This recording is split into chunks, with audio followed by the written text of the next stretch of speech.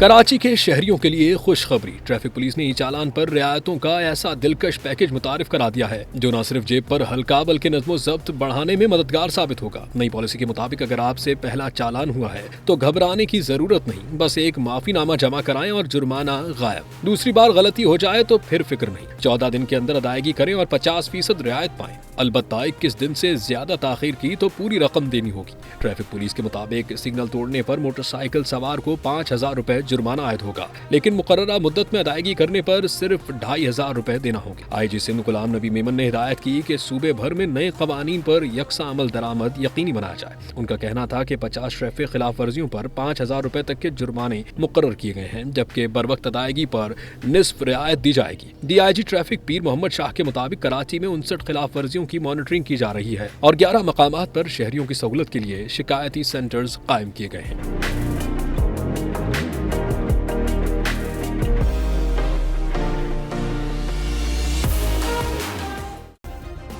Subscribe करें और bell दबाएं ताकि कोई खबर रह न जाए।